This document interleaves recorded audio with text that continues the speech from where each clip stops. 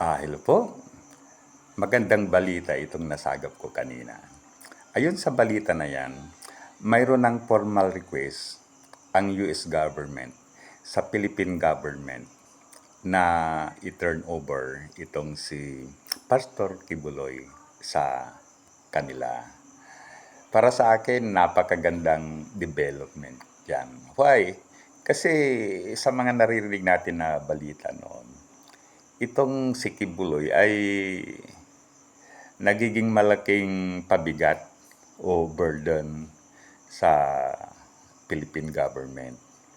Just like, bagamat nasa kulungan na siya, then marami pa siyang mga request, na porque mainit daw, gusto niya na yung comfortable siya.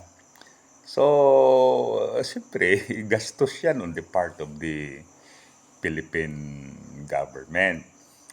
Ngayon, itong si Kibuloy ay nasa wanted list ng FBI o Federal Bureau of Investigation ng United States.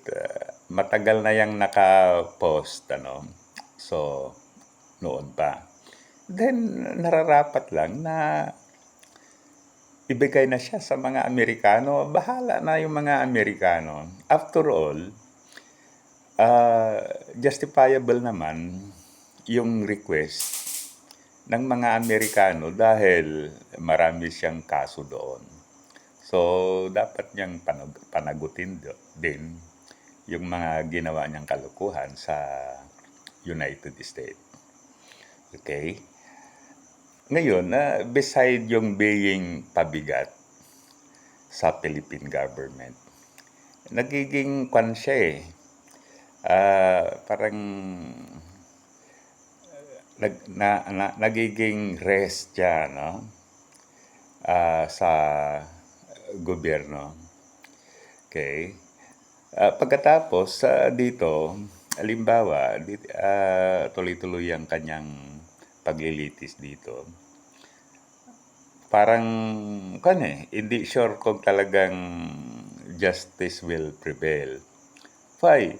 Alam naman natin, dito sa Pilipinas, sabi nila, may justice system sa mga mayayaman, may justice system sa mga mahihirap.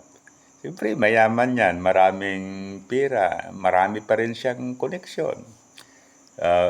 Diyan sa mga senador natin, ilan yung kanyang supporter dyan?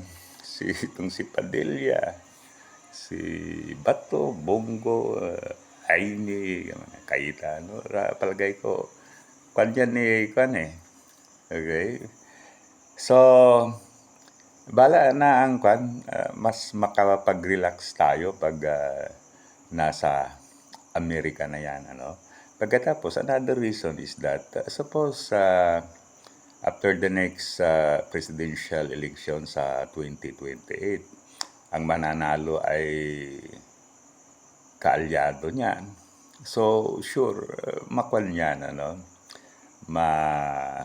mapalaya. Kaya, it's good. Ibigay na yan sa mga Amerikano. Bahala na yung mga Amerikano sa kanya. Ang pagbibigay sa kanya ay sa mga Amerikano ay hindi naman parang mas pinapabor pa natin yung mga Amerikano kaysa mga Pilipino. No. Dahil yun nga, marami din siyang kaso doon. So, bahala na siya. Okay? So, yan lang. Muli, thank you. Sana i-like at subscribe sa ating YouTube channel at ganun din sa ating FB account.